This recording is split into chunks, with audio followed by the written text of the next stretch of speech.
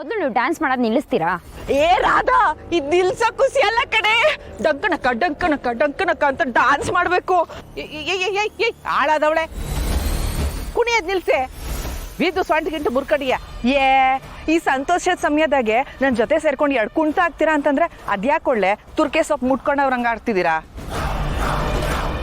ರೀ ರಾಜವ್ವ, ನೀವು ಪುಟ್ಟಕ್ಕನ್ನ ಅಷ್ಟು ಡಿಗ್ರೇಡ್ ಮಾಡಬೇಡಿ. ಅವರು ಗ್ಯಾಂಗ್ ಕಟ್ಕೊಂಡು ಹೋಗಿದ್ದಾರೆ ಅಂದ್ರೆ ಬ್ಯಾಂಡ್ ಬಜಾಯಿಸ್ಕೊಂಡೇ ಬರ್ತಾರೆ. ಅಯ್ಯೋ ಇಲ್ಲ ರಾಧಾ, ನೋಡ್ದು ಅವಳ ಕಾಲ್ ಜೊತೆ ಬಾಯು ಬಿದ್ದೋಯ್ತದೆ.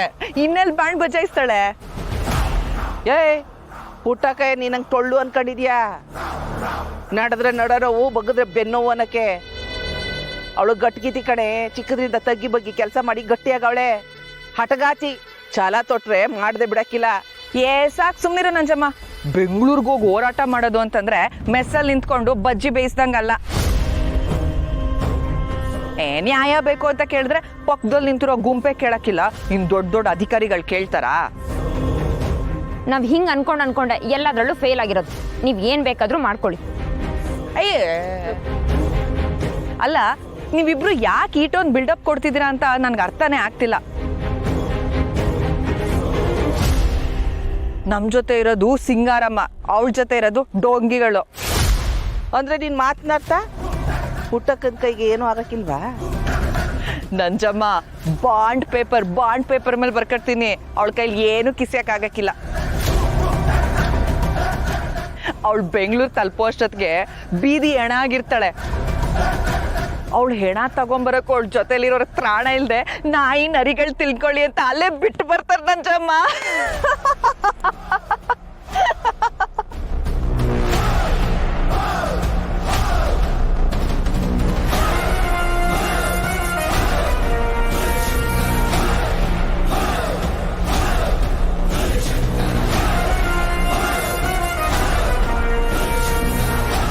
ನೀನ್ ಯಾಕೆ ಇಲ್ಲಿ ಬಂದೆ?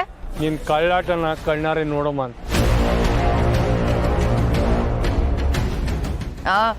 ಕಳ್ಳಾಟ ಆಡಕ್ಕೆ ನಾನೇನ್ ಪುಟ್ಟಕ್ಕ ಅಲ್ಲ. ಈ ರಾಜಿದು ಏನಿದ್ರು ನೇರ ಆಟ. ನಿನ್ ಜನ್ಮಕ್ಕೆ ಇಷ್ಟು ಬೆಂಕಿ ಆಟ. ಯಾತ್ರೆ ಮುಗಿಸ್ಕೊಂಡು ಒಳ್ಳೆ ಹೆಂಗ್ಸಾಕ್ ಬತ್ತಿ ಅನ್ಕೊಂಡ್ರೆ ಹಳೆ ಯಾಂದಾಳಿ ತರ ಬಂದಿದ್ಯಲ್ಲೇ. ನಿನ್ನ ಇಷ್ಟು ದಿವಸ ಉಸಿರಾಡಕ್ ಬಿಟ್ನಲ್ಲ, ಅದೇ ನಾನ್ ಮಾಡಿದ ತೆಪ್ಪು. ನಾನ್ ಸುಮ್ಕಿರೋದಕ್ಕೆ ನೀವಿನ್ನೂ ಉಸಿರಾಡ್ತಿರೋದು. ಹಿಂಗೆ ಎಗ್ರಾಡ್ತಾ ಇರಿ, ಒಬ್ರೊಬ್ರಿಗೂ ಹೆಂಗ್ ಟಿಕೆಟ್ ಕೊಡ್ತೀನಿ ನೋಡು. ಮರ್ಯಾದೆ ಏನ್ ಹೇಳ್ತೀನಿ ರಜೆ? ನೀನ್ ಮಾಡಿರೋ ಎಡವಟ್ನ ನೀನೇ ಸರಿ ಮಾಡಿದ್ರೆ ಸರಿ, ಇಲ್ಲ ಅಂದ್ರೆ ಏನಯ್ಯ? ಇಲ್ಲ ಅಂದ್ರೆ ಏನೇ ಮಾಡ್ತೀಯಾ? ಏನ್ ಮಾಡ್ತೀಯ ಅಂತ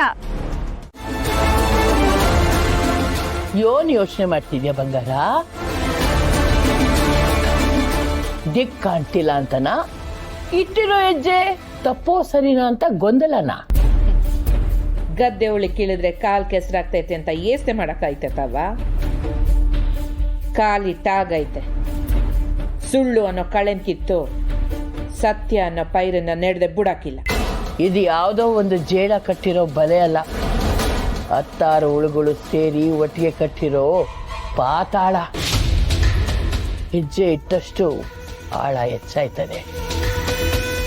ನೀನು ಹೆಜ್ಜೆ ಇಡುವಾಗ ಬಹಳ ಎಚ್ಚರಿಕೆಯಿಂದಿರ್ಬೇಕು ಬಂಗಾರ. ನಾನ್ ನಿನ್ ಮಗಳವ, ಮಾತಿಗ್ ಮಾತು, ಮುಯ್ಯಿಗ್ ಮುಯ್ಯಿ. ಆದ್ರೆ ಪುಟ್ಟಕ್ಕ ನನ್ನಂಗಲ್ಲ. ಅವಳು ಎಲ್ಲರಾಗು ಬರೀ ಒಳ್ಳೆದನ್ನೇ ನೋಡ್ತಾಳೆ. ಏನ್ ಮಾಡಕ್ಕಾಯ್ತದೆ ಬಂಗಾರ? ಒಬ್ಬೊಬ್ರದು ಒಂದೊಂದು ಗುಣ.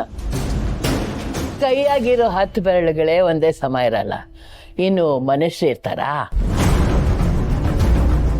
ಅವ, ನಾನು ನಿನ್ಗೊಂದು ಪ್ರಶ್ನೆ ಕೇಳ್ತೀನಿ, ನೇರವಾಗಿ ಸರಿಯಾಗಿ ಉತ್ತರ ಕೊಡು. ಈಗ ನಾವು ಹೋಯ್ತಿರೋ ದಾರಿನಾಗೆ ನನ್ನ ದಾರಿ ಸರಿಯಾಗೈತಾ ಇಲ್ಲ ಪುಟ್ಟಕ್ಕನ ದಾರಿ ಸರಿಯಾಗೈತಾ?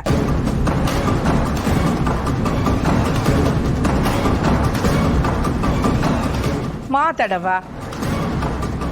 ನಮ್ಮ ಸ್ನೇಹಂಗೆ ನ್ಯಾಯ ಸಿಗ್ಬೇಕು ಅಂದ್ರೆ ಯಾವ ದಾರಿ ಸರಿ?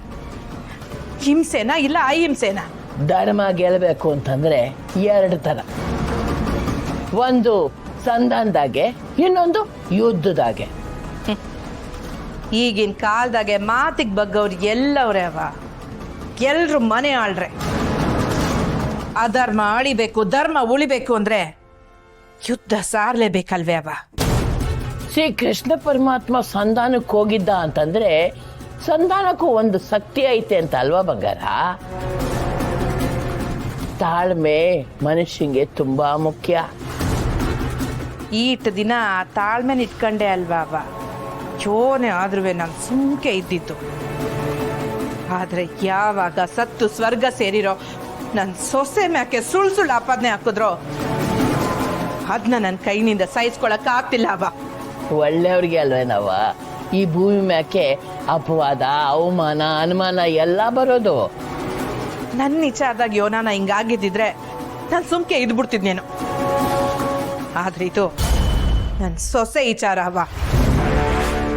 ಇದ್ರಾಗೆ ನಾನು ಆ ಪುಟ್ಟಕ್ಕಂತರ ಸತ್ಯಾಗ್ರಹ ಕೂರಕ್ಕಾಗಕ್ಕಿಲ್ಲ, ಸಿಡ್ದು ಏಳಲೇಬೇಕು.